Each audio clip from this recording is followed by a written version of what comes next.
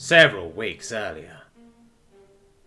As the timer behind him slowly ticked down, James held eye contact with the face on the screen before him, only breaking it to shortly glimpse down at the sheet in his hand containing official answers to the test questions he was providing to his companion behind the camera. It sounded after a short silence. Wasn't it producing product ambience? Nia looked justifiably unsure of her answer, while slightly smiling at him through the screen. James didn't even need to look at the answer sheet to correct her on this one. Well, that is one of three ways. And the least effective at that, he explained. The answer they are searching for, however, would have been the anti-sense expression.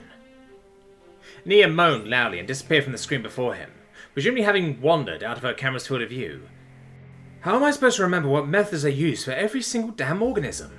She exclaimed, still out of view, and James could hear her footsteps stomping around her room. James shook his head, grinning, and put the answer sheet aside for a moment to give the hothead some time to cool down.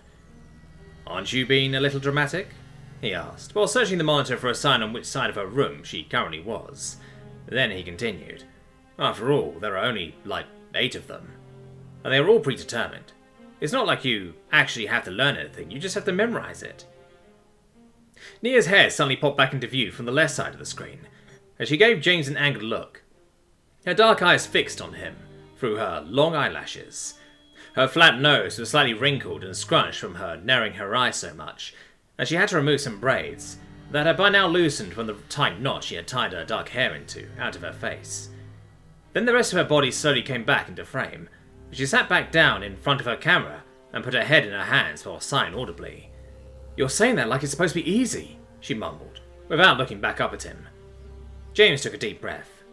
It was not like it was his fault that she had trouble with memorization of all things. He brushed a strand of hair back from his face and sat up straight with a quiet laugh. Come on, don't go and break down on me now, he said and waved at the camera. Remember, you are supposed to keep me sane here, not the other way around. With that, as if to support his statement, the timer behind him made a quiet yet piercing beeping sound, indicating that a full hour had passed once again. Taking a deep breath, Nia looked back up at him and rolled her eyes, but she still looked pretty exhausted to James. So he picked the paper sheet next to him back up and let his eyes glide along the practice questions.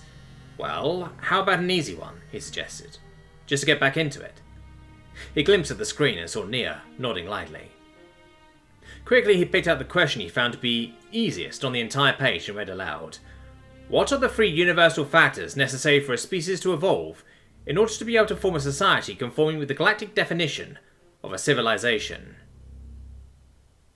Looking up at Nia again, James gave her a moment to think about the question. She brought one finger to her jaw and slowly rubbed the corner of her mouth, while seemingly staring into nothing. After about 20 seconds of pondering, she slowly began to answer. That would be, first, evolution of an effective and sufficiently complex communication method. Second, evolution of limbs or similar structures, able to manipulate at least 2 complex tools at a time. And third... But her explanation was cut short at that point. Her brow furrowed and she brought a hand to her forehead. Damn, she whispered. I actually can't think of it. You have got to be kidding me. James looked at her, worried. Concerned, he put his sheet away once again and focused on her face. Are you all right? He asked carefully, keen to see if her expression changed at all. Nia leaned back a little and supported her posture with her arms on the edge of her bed, which she was sitting on. I'm fine, she answered, breathing heavily and looking at the ceiling. I'm just... tired, is all. I mean... She stopped herself before finishing. James lifted a single eyebrow and pried. You mean... Nia sighed loudly once more. I mean, I really thought I'd be done by now. Out there, just like you know. She finished her thought. He knew indeed. He didn't want to imagine how he would have felt if he didn't make the cut back in his qualification exams. Hey now, he said softly, really wishing he could put a hand on her shoulder. You'll be out here with me in no time. You just have to focus a bit longer. Nia just moaned as an answer, and pulled her arms away from under herself, so that she fell flat on her back, staring at the ceiling. James could see her chest rise and fall, with each deep breath. Spare me, she laughed a few seconds later. Spare me just for today. James sniggered a bit and shook his head. He turned around for a moment to catch a glimpse of the timer ever ticking down behind them. Having been confined to this one room for more than a month now, he really didn't have the luxury to drive his only companion away, he thought.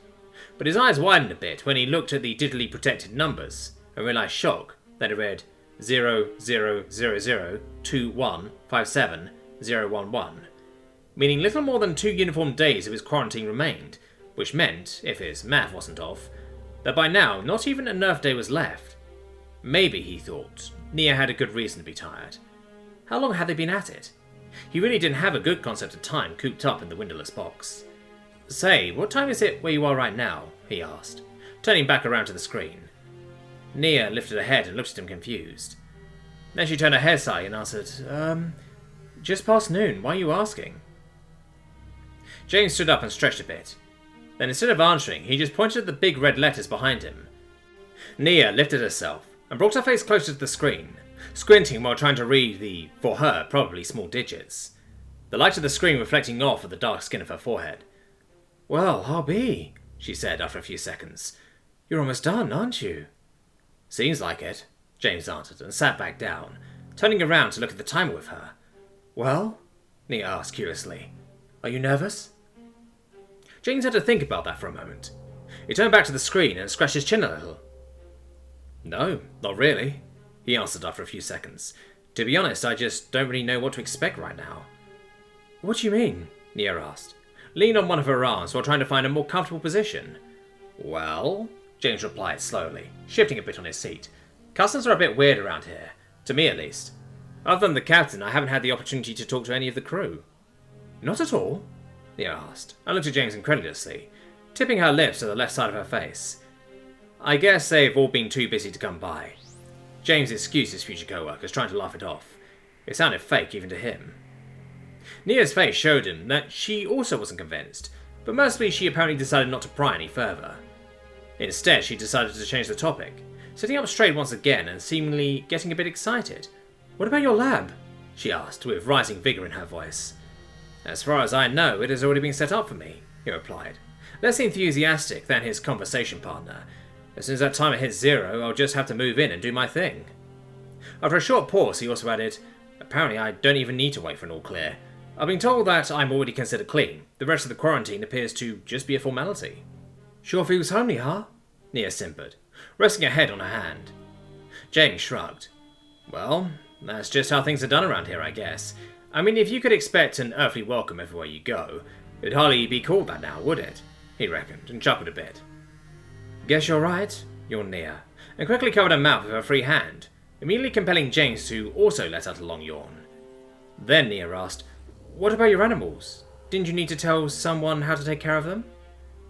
By now, the hours of waking were slowly catching up to James as well, and he answered a bit absent-mindedly. "The computer takes care of them. It's all fully automated. I programmed the routine myself." "Sure sounds convenient," Nia said. "Sure is," James answered quietly. A thick, awkward silence followed, seemingly filling the light years of space between the two of them, just as much as the space of their rooms in an instant.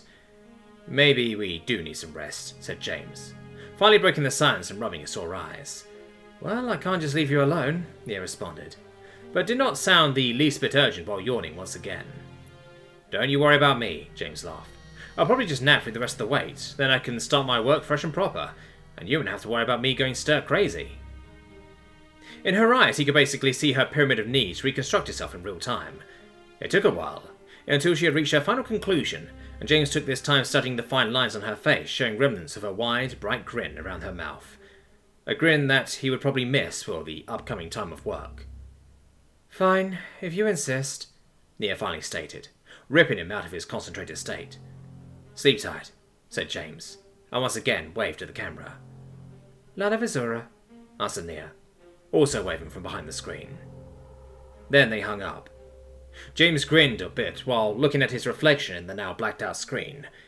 It was really time to sleep if Nia was so tired that she even slipped into her mother tongue.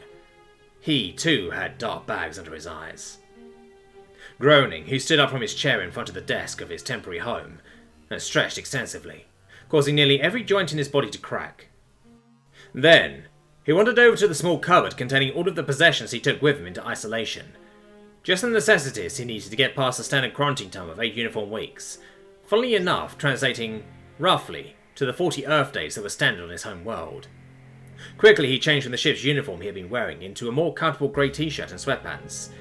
Then, without looking, He threw himself backwards, flying through the room and finally landing heavily on the hard mattress of the bed provided to him for the duration of his forced isolation. However, as he was slowly lulled into the darkness by the quiet hum of the ship, something aggressively ripped him back into reality. A deep, far-off sound, echoing through the entire room rhythmically, made him snap to attention. It wasn't loud, but it felt heavy in a way. Dum, dum, dum. Every second, the sound emerged, and despite its subdued volume, the ship's metallic ground shook with each time it rang out. Dum, dum, dum. Were those... No, they couldn't be, but it almost felt like steps. He shot upright in his bed, and his eyes looked around frantically, while the noise slowly got louder, the ground shaking stronger each time as well.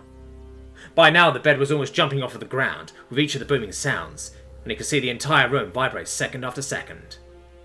Finally, his searching eyes found the door to his room, and the window built into it.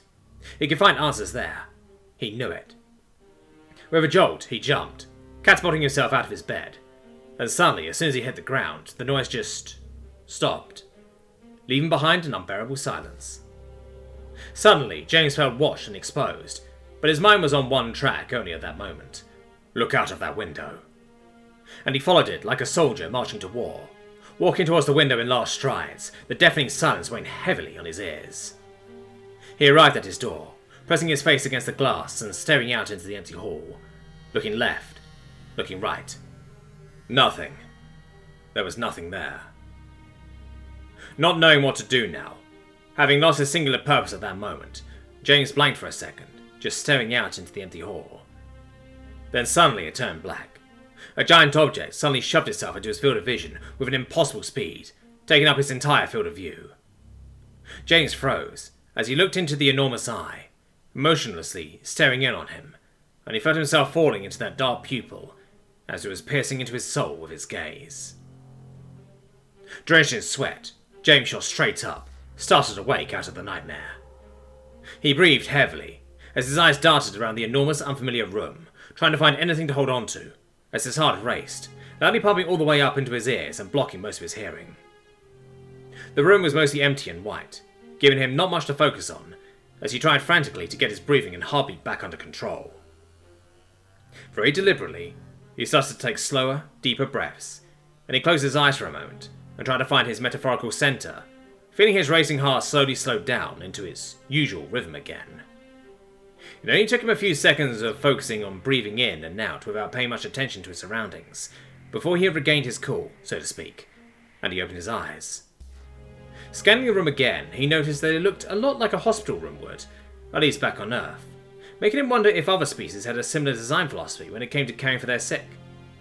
The medical-looking devices that stood next to his bed, despite him not being hooked up to any of them, would certainly suggest so. In the same split second in which he thought that he also noticed something else, the gravity here was light. Lighter even than he was used to from the GCS, and there was something missing. His body lacked a distinct feeling of inertia, and the room lacked a certain humming or rumbling. Everything was too still. The way his body was being pulled away was too smooth. Also, the light, shining in through big windows high above his head, looked frighteningly natural. This wasn't a false force pulling on him right now, was it? Was he on a planet? The discovery shocked him for a second, and he wanted to lean back to ponder it for some time. However, as he reached his arms back and shifted his weight backwards, something odd happened.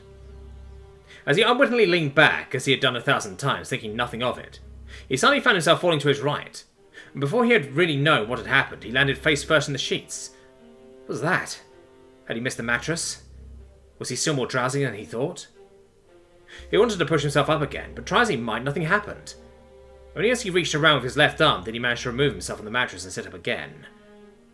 After he had done so, his left arm inadvertently reached up, trying to figure out what was wrong with his brother that would make him ignore the brain's commands. He reached into nothing.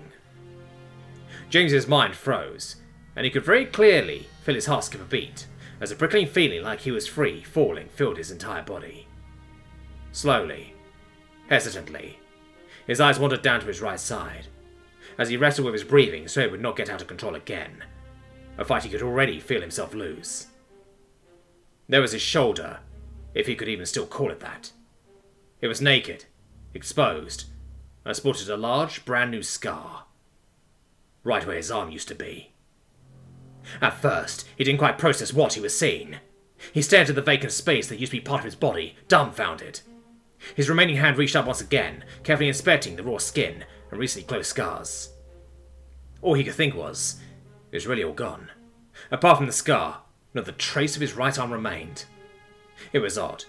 He kind of expected himself to freak out, but after the first moment of shock, it seemed like his situation was not quite sinking in yet. He observed his disfigured shoulder with an almost clinical curiosity, all emotions about it still blocked out by something. Would they catch up to him? He didn't know. For now, he was only left to wonder a single, dumb question. Why was his arm gone? He pondered that for a while, his brain seemingly not capable of any more thought than that for some time, until his time alone with his thoughts was finally interrupted. An enormous door, so big it could only really be meant for one certain species, swung open to his room, which had to be a violation of fire safety of some kind. And in came an enormous form that made James's skin crawl. Oh, you're finally awake. I was starting to worry about you, but it seems I needn't have to. The sickly, sweet, phony voice of the matriarch said loudly, as the Colossus pushed the door out of her way and meandered into the room. At times it almost seemed that we were a little too liberal with our applications of the sedatives, but apparently you could handle them just fine. One should really never be deceived by human small stature, it seems.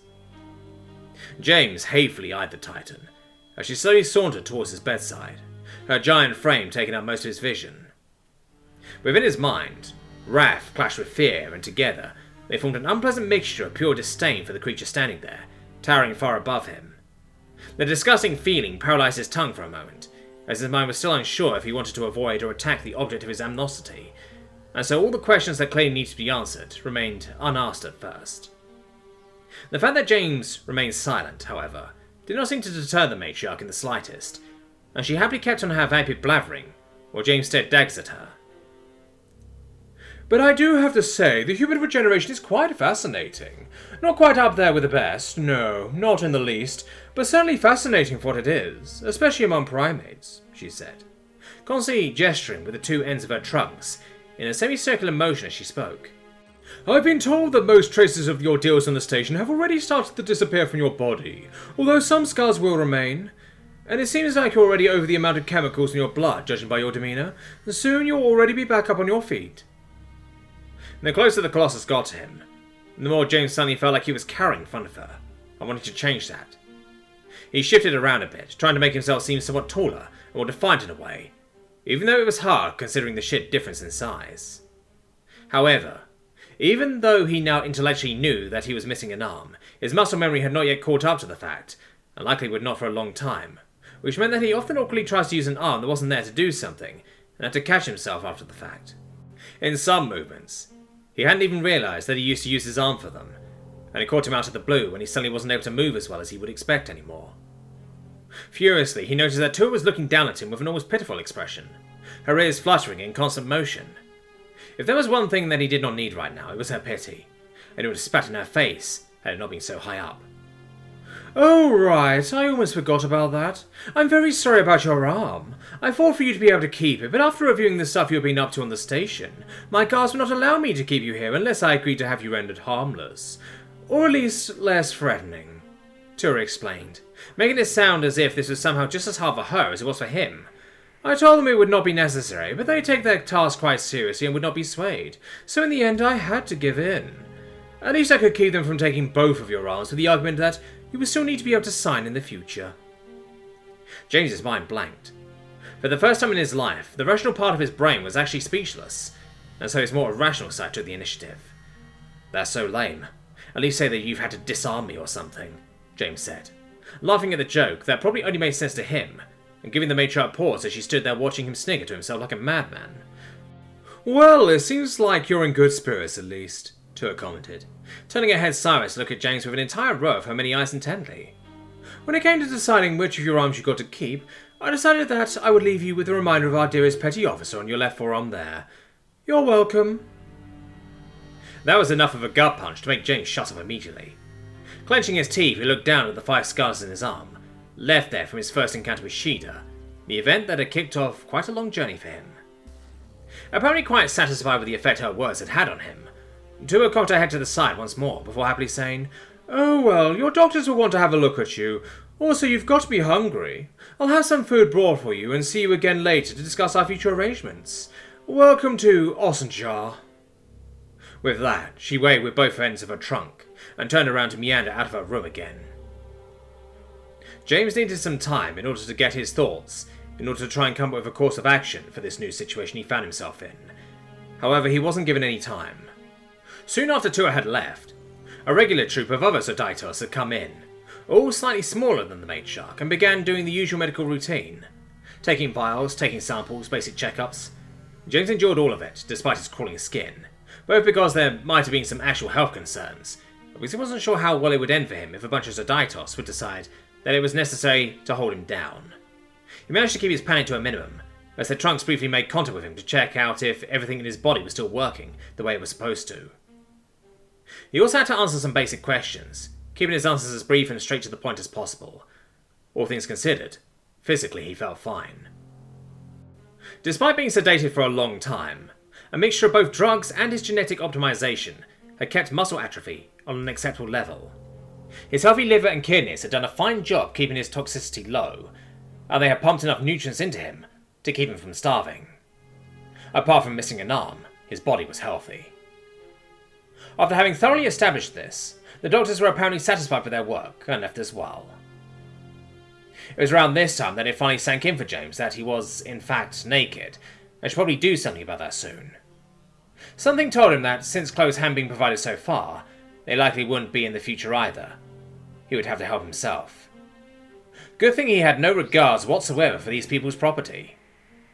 The next Zodaitos that opened the door, likely a servant of some kind, arrived to him ripping and tearing at the bedsheets that were stretched across the mattress he was lying on, to get some cloth he could work with. They eyed him like the crazy man that he most likely looked like at that moment, as they brought over a tray of food, quickly putting it down and leaving the room again right after. It took a bit of finesse combined with some raw violence to rip, stretch, fold, and knot the bits of fabric into something resembling clothing by any stretch of the imagination. However, after some trial and error, he did manage to make something somewhat resembling a toga out of the white sheet, wrapping it around him, and immediately feeling better, having covered himself. Not that any Zodaitos would get anything out of looking at him naked. Their biology was far too different for that, and they all ran around naked anyway. However, being clothed was important for his peace of mind anyway, so he made sure he got to a point where he could at least be comfortable in his own skin. While he worked, he of course had to become creative in doing it one-handedly, using his teeth and legs a lot to hold the fabric down, or pulling on it, or ripping it apart. Even though he knew that self-diagnosing was usually a bad idea, he was slowly becoming quite certain that he was possibly still in some form of shock, given how little his brain seemed to care about the loss of an entire appendage, and he didn't look forward to the moment his emotions would catch back up to him. But even though it was probably ill-advised, he decided to use as much of the freedom his current attachment granted him as he could to try and be as productive as possible, while he was still able to. Even if that likely meant he would have had more trouble properly processing those emotions at a later time should he ignore them now. In the end, he had even spent so much time and effort into his improvised robe that, when Tua came back to his room as she promised, James did not even look to the food that was brought him earlier. "You know, if we were going to poison you, we would have had ample opportunity to do it intravenously earlier," the matriarch commented, as she noticed the untouched plate next to his bed. "Or was it just not your taste? I can understand that. After everything you've been through, I originally wanted to offer you some meat. However, the import of it has met with some difficulties, and sadly it couldn't be arranged." James looked up to the matriarch in a mix of antipathy and confusion. "Don't sell your beliefs out of my accord," he spat mockingly. "We want to do anything dishonourable while under your care." Not wanting to look at her any longer than strictly necessary, he almost immediately averted his eyes again, as he crawled over towards the plate of now probably cold food. He wasn't really worried about them trying to poison him. If he was still alive now, they didn't want to kill him yet. Emphasis on yet. In the meantime, the matriarch made an exasperated noise, combined with a brief trumpeting sound from her trunk. "Oh, that old fool and his babblings," she muttered, agitatedly, shaking her colossal head, making her trunk and ears sway left to right. "I see he's left quite the impression on you, but please don't put too much weight on his senile prattle. There's nothing dishonourable about eating meat. Some people are just born to do it, and that is the end of things. Nature cannot be dishonourable." Oh? Did he hear some discontent there? Some trouble in paradise? It seemed maybe they weren't quite so unified after all. That, or she was just trying to butter him up. Whatever, James mumbled, deciding not to play his hand yet. Indeed. We'll have plenty of time to discuss these things during your instructing. You'll see that you have the wrong image of us, James, the matriarch concurred with his dismissive statement, while starting to lean her head down somewhat to come closer to his level. I doubt that, James replied, before suspiciously eyeing the proboscidae. What do you mean my instructing? Apparently quite glad about having gotten James to direct the conversation in her direction, the matriarch lifted her trunk in that charismatic Y shape. That apparently was a representation of joy, or at least some form of satisfaction. Why, of course, dear, she exclaimed in joy, her ears fluttering. You have plenty to learn before you can speak for our cause, after all. But do not fret at all. You'll be masterfully instructed so that it will be second nature to you by the time you step in front of any cameras. Despite our happy-go-lucky tone, James knew that Tua was nowhere near naive enough to believe that he had any intention of letting himself be instructed or advocating for their cause in any capacity. He now had the choice to either push back against her statement, or wait and see if she explained it by herself. Choosing the second option, he looked up at her incredulously, and waited for her to continue. However, it seemed that his choice had never been one, as the Colossus merely stared back at him, her wrist still in constant motion, and her trunk raised in a wavy form. Apparently she had decided to make him play along, and to James's great annoyance, he would probably have to. As much as it irked him to dance by her tune in this conversation, it was still preferable to purposely leaving himself in the dark about whatever hand she might be holding. Letting out an irritated breath, he caved, asking tonelessly, "And why would I be doing that?" He saw no sense in slinging insults or being aggressively contrarian, at least for the moment. Maybe he would change his mind on that, depending on what she would reveal to him now. Although he couldn't deny a bit of bile rising up within him, as he saw Tua slightly wriggle in excitement as it became clear that he would be playing along for the moment.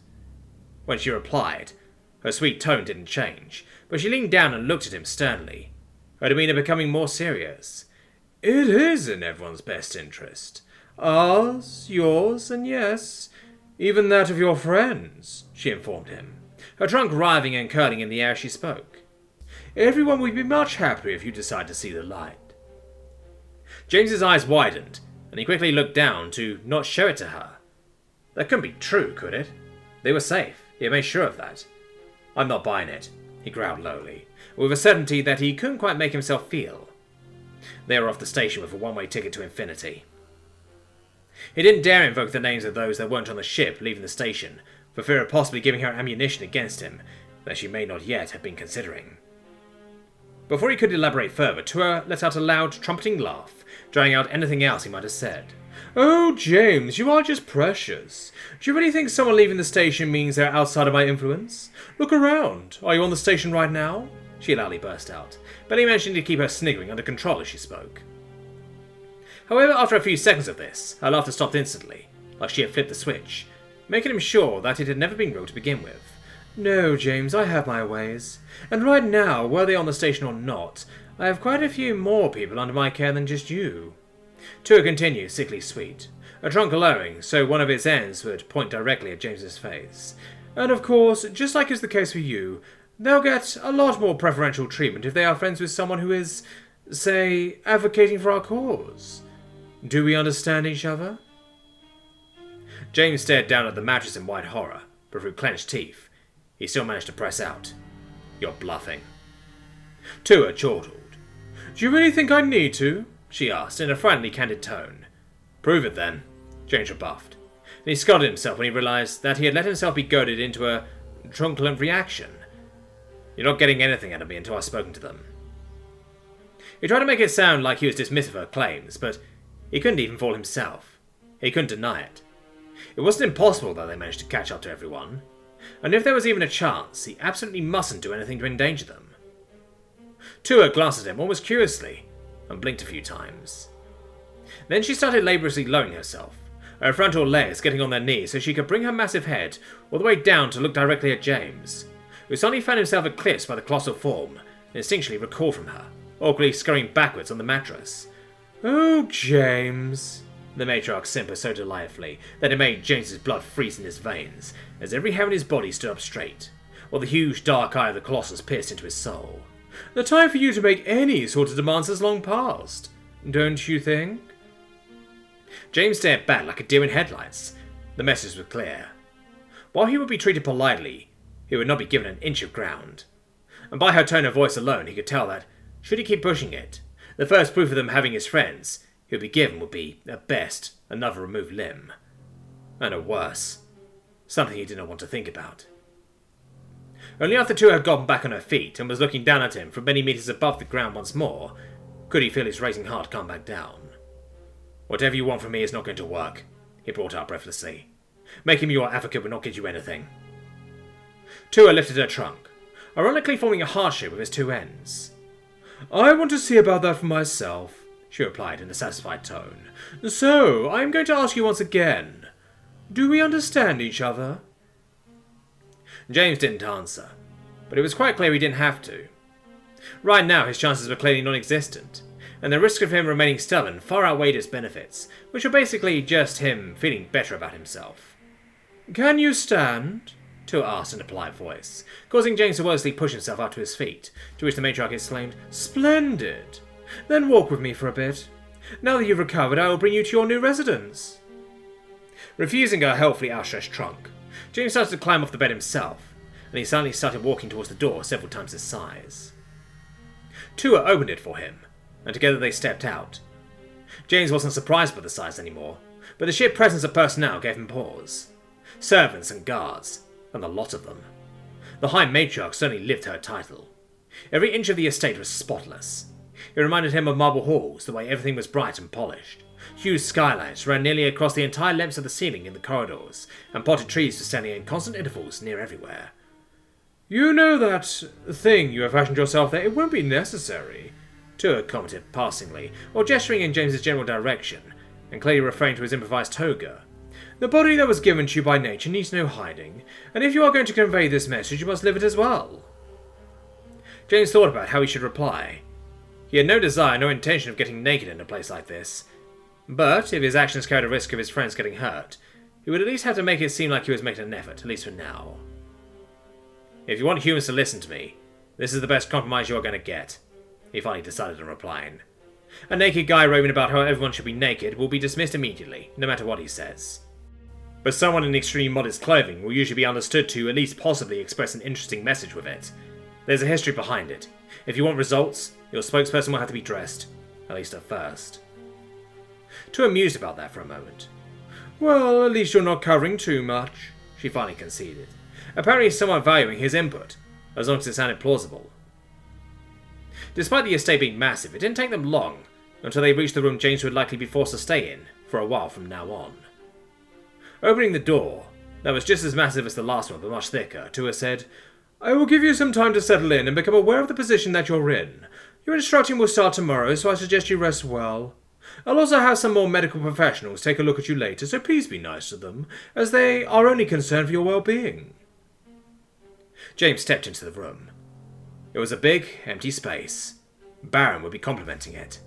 A bed and a bathroom, somewhat adapted to his size, and looking utterly out of place in the enormous volume of the room. That was it. Had it not been for the emptiness, the polished and clearly expensive stone would have looked almost luxurious. James took a deep breath. You know that I'm not going to make this easy on you, right? James asked, not defiantly, but in an empty bout of morbid curiosity, after observing her confident demeanour. I'm going to look for a way out of this. No matter the pressure you put on me, I will try to throw a wrench in your plans. You can't be unaware of that. Oh, James, Tua said happily, while sauntering out of the room and slowly pulling the door shut. I am counting on it. After she left, James stood in the empty, silent room. A few seconds he just stood there. Then he felt a quiver. It started in the tips of his remaining fingers, but quickly spread throughout his entire body, as everything was catching up to him at once. First it spread to his arm, then his shoulders, and finally down into his legs, his knees shaking so heavily that he could barely keep himself upright.